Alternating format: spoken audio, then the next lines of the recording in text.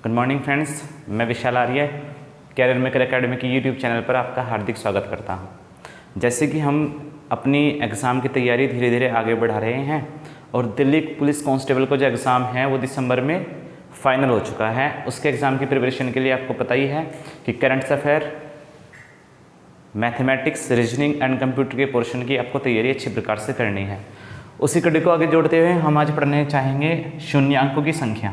मतलब किसी प्रश्न के अंदर अगर हमें शून्य निकालने होते हैं तो शून्य हम किस प्रकार से काउंट करते हैं। जैसे मैंने आपके एग्जाम्पल सामने एक प्रश्न लिखा कि जैसे 40 गुना 50 कि इस गुणनफल में शून्यों की संख्या कितनी होगी।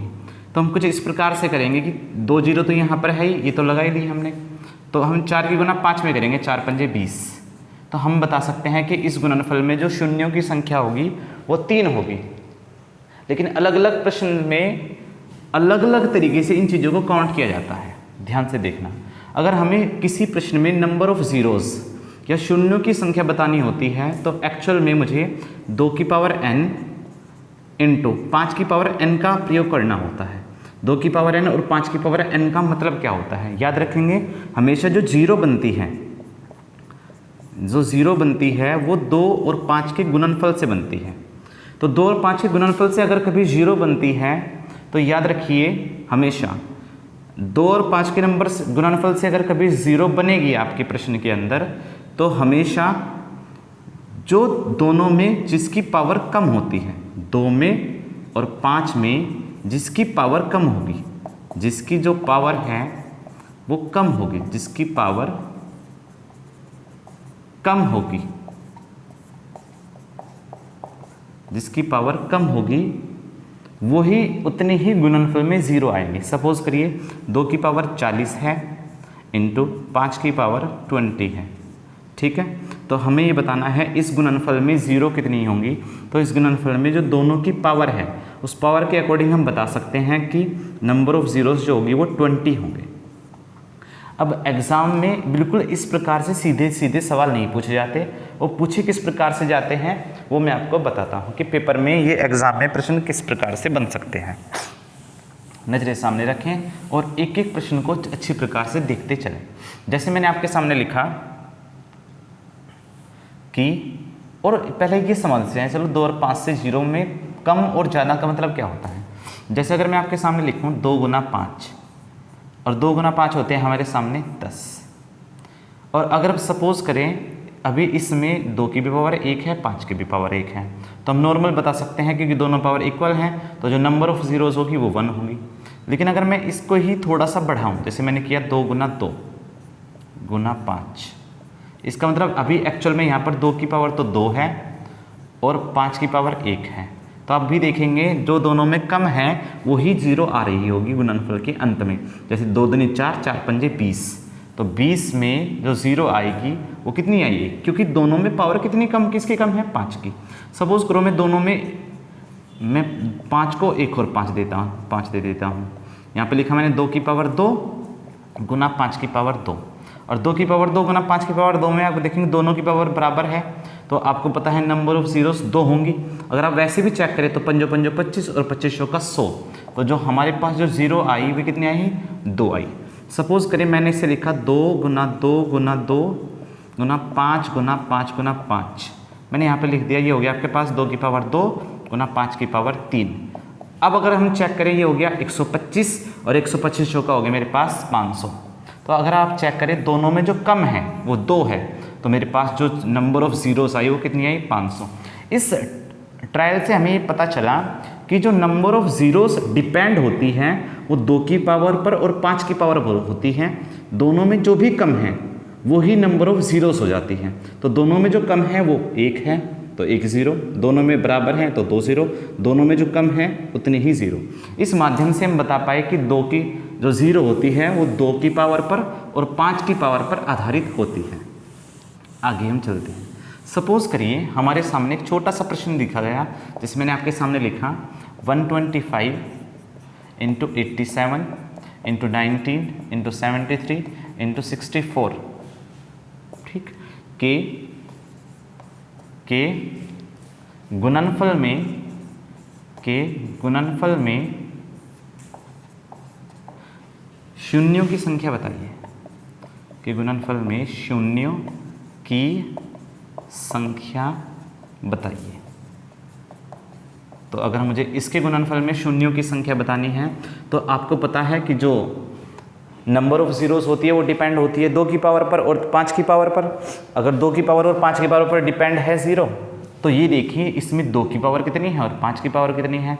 लेकिन अगर आप डायरेक्टली रूप से देखेंगे ना तो इसमें 2 की पावर है और ना ही 5 की पावर है, मतलब कुछ नंबर में, क्योंकि 87 में 2 और 5 नहीं आते, 19 में 2 और 5 नहीं आते, 73 में 2 और 5 नहीं आते। मतलब इस सवाल के अंदर सिर्फ इन दो संख्याओं से मतलब है। 5 होता है 2 की पावर 3 और 64 होता है 2 की पावर 6। ठीक है, तो हम इन दोनों में देखकर बता सकते हैं कि जो पावर कम है वो 5 की है, वो कितनी है 3। इसका मतलब इस गुणनफल में जो शून्यों की संख्या होगी वो 3 होगी। इस प्रकार से ऐसे प्रश्नों को हम सोल्व कर सकते हैं। आगे देखिए, आपके सामने प्रश्न लिख रहा है। इस वीडियो को आप बिल्कुल आगे तक देखते रहना। मैं आपसे प्रश्न आखिर में 2 प्रश्न पूछूंगा, आपको उन प्रश्नों के आंसर देने होंगे कि उन प्रश्नों को सॉल्यूशन कैसे करेंगे, मतलब नंबर ऑफ जीरोस कैसे निकालेंगे। इसलिए पूरी वीडियो को अच्छी प्रकार से देखिए, वरना उन दोनों प्रश्नों को करने के लिए आपको काफ़ी समय लगेगा या काफ़ी सोचना पड़ेगा। जैसे मैंने आपके सामने प्रश्न लिखा 89 × 117 × 13 × 11 × 17 × 121 के गुणनफल में शून्य कितने होंगे। तो अगर आप देखें तो ये सारी की सारी जो संख्याएं हैं और विषम हैं, और विषम होने के साथ साथ ना तो इसमें 2 का कोई जिक्र है और ना ही किसी संख्या 5 का जिक्र है। तो ऐसे में शून्यों की जो संख्या होगी वो 0 होगी, मतलब इसमें एक भी 0 नहीं आएगी। अगर कभी आपके सामने कोई ऐसा प्रश्न आ जाए जिसमें विषम संख्याएं लगातार दे रखी हों, तो इसका मतलब ये होता है कि उस गुणनफल के अंदर एक भी शून्य शामिल नहीं होगा। गुणनफल होने के लिए 5 और 2 का होना कंपलसरी है, ज़रूरी है, वरना गुणनफल के अंत में शून्य नहीं आएंगे। जैसे मैंने आपके सामने, अब धीरे धीरे प्रश्नों को आगे की ओर लेकर चलते हैं। जैसे मैंने आपके सामने लिखा कि एक दूसरे प्रकार होता है। जैसे मैंने आपके सामने लिखा 1 × 2 × 3 × 4 × 5 × 6 × 7 × 8 × 9 × 10। ठीक है, मैंने इसमें पूछना चाहा, मतलब ये जब सीरीज वाले प्रश्न होते हैं, जब हम सीरीज की बात करते हैं और इस श्रृंखला के अंदर जो कि रेगुलर होती है, रेगुलर का मतलब हो एक तरीके से जो एक से स्टार्ट हो, नियमित हो, ऐसे में अगर हमें शून्यों की संख्या निकालनी हो तो कैसे निकालते हैं। थोड़ी देर पहले आपको पता था जो शून्य की संख्या होती है वो 2 चीज़ पर डिपेंड करती है, 2 की पावर n पर और 5 की पावर n पर। लेकिन अगर आप ध्यान से देखें इस पूरी सीरीज के अंदर ना ही तो 2 है और ना ही 5 है, मतलब पावर नहीं है। और अगर मुझे पावर चाहिए कि 2 की पावर कितनी होंगी और 5 की पावर कितनी होगी, तो मुझे किसी तरीके से इसी में ढूंढना होता है। वो ढूंढने का तरीका क्या होता है उस बात को हम समझेंगे। अगर हमारे पास कोई ऐसी सीरीज है जिसकी शुरुआत 1 से हुई है, जिसकी शुरुआत 1 से हुई है और कोई भी नंबर छूटा हुआ नहीं है और वो कहीं तक भी हो, तो अगर हमें 2 की पावर और 5 की पावर चाहिए तो हम लास्ट वाली संख्या को जिसकी हम पावर निकालना चाहते हैं, जिसकी घात निकालना चाहते हैं, उसी से भाग देना शुरू कर देते हैं। जैसे 2 की अगर पावर निकालनी है तो 2 पंजे 10, 5 बार, जितनी बार पहाड़ा चलता है लिखते हैं, 2 दूनी 4। याद रखिए यहाँ पर पहाड़ा जितनी बार चलता है वो लिखते हैं, फिर पहाड़ा चलेगा तो 1 कम 2, मतलब भागफल। फिर इनको जिनके आगे मैं निशान लगा रहा हूँ इनको ऐड कर लेते हैं, 5 और 2 7 और 1 8, मतलब यहाँ पर 2 की पावर 8 है। इस गुणनफल में 2 का प्रयोग 8 बार हुआ है। अगर मैं निकालना चाहता हूँ 10 में, इस 1 से लेकर 10 तक में 5 कितनी बार हुआ, तो ऐसे निकाल सकते हैं 5 दूनी 10, क्योंकि अब आगे पढ़ा ही नहीं चलेगा, तो मतलब 5 का प्रयोग सिर्फ और सिर्फ 2 बार हुआ। तो अगर मुझे बताना है इस गुणनफल में शून्यों की संख्या कितनी होगी, तो इसका मतलब शून्यों की संख्या सिर्फ कितनी होगी, 2 होगी। ये हम तब करते हैं अगर मेरे पास में कोई एक सीरीज दे रखी हो, जैसे मेरे पास में सीरीज दे रखी होती है। इस प्रकार से ऐसे प्रश्नों में हम शून्यों की संख्या इस प्रकार निकाल लेते हैं। आगे की तरफ देखते हैं। जैसे अगर मैं आपको बताऊं इसका मतलब क्या होता है, जैसे अगर मैं दोबारा लिखूं से 1 × 2 × 3 × 4 × 5 × 6 × 7 × 8 × 9 × 10, और सपोज करूं मुझे 2 की नहीं, मुझे बताना है इस गुणनफल में 3 की अधिकतम घातें कितनी है, 3 की अधिकतम घातें कितनी है। अधिकतम घात का अगर मैं आपको मतलब बताऊं, अधिकतम घात का मतलब होता है कि 3 का प्रयोग इसमें कितनी बार हुआ है। तो 3 का प्रयोग देखो, एक बार तो 3 में आएगा, ठीक है, एक बार 3 6 में आएगा और 2 बार आएगा 9 में, 3 गुना 3। एक बार यहाँ पर आया, एक बार यहाँ पर आया, 2 बार यहाँ पर आया। तो 3 की अधिकतम घात जो बनी वो बनी 4, मतलब 3 का प्रयोग 4 बार हुआ। 3 की जो मैक्सिमम पावर है वो 4 है। अगर हम काउंट करेंगे तो तब भी वो तरीका है जिसमें हम काउंट करके बता सकते हैं कि 3 3 9 और 3 का पढ़ा एक बार और चलेगा, 3 एकम 3, तो कितनी पावर हो गई, मैक्सिमम 4 पावर हो गई। लेकिन हमें तो शून्यों की संख्या बतानी होती है, इसलिए एक्चुअल में 2 और 5 की पावर निकालते हैं। और ये भी बात हमेशा नोट करके रखें आप कि अगर हमेशा मुझे ऐसी गुणनफल में कोई भी शून्यों की संख्या बतानी है तो हम हमेशा 5 की ही पावर निकालते हैं, 2 की पावर बहुत कम निकालते हैं। कारण ये होता है किसी भी नियमित संख्याओं की सीरीज में 5 कम बार आता है और 2 अधिक बार आता है, तो 5 की पावर निकालते हैं, 2 की पावर नहीं निकालते हैं। जैसे मैंने अब आपके सामने लिखा एक प्रश्न, मैं आपके सामने प्रश्न लिख रहा हूँ, 2 की पावर n, 5 की पावर n लिखा मैंने सामने। 1 गुना 2 गुना 3 गुना 4 गुना 5 गुना 6 गुना 7 गुना 8 गुना 9 गुना 10 dot dot dot dot suppose कर लिए मुझे निकालना है 100 के गुणनफल में कितने शून्य होंगे। तो इस 100 को सबसे पहले मैं क्या करूँगा, मैं 5 से भाग करूँगा। 5 से भाग किया कितनी बार चला, 20 बार। फिर 5 से भाग करूँगा, 5 चौक 20 और पहाड़ा नहीं चलेगा तो 24, तो इसका मतलब 5 की पावर 24 आ गई। इसका मतलब इस गुणनफल में जो शून्यों की संख्या वो कितनी होगी, 24 होगी, 24 होगी। ये मैंने आपको बिल्कुल बेसिक सी चीज़ें बताई, ठीक है। इस प्रकार की जो प्रश्न जो आपसे पूछे जाएंगे वो हम नेक्स्ट क्लास में डिस्कस करेंगे। मैं आपको मैंने सिर्फ बेसिक बताया, ठीक है। ये बेसिक प्रश्न है, आपको मैं कुछ प्रश्न लिख के दे रहा हूँ, आप इनमें अपने प्रश्नों के ये तो आंसर मुझे बताइए या फिर इन प्रश्नों को करने की कोशिश कीजिए।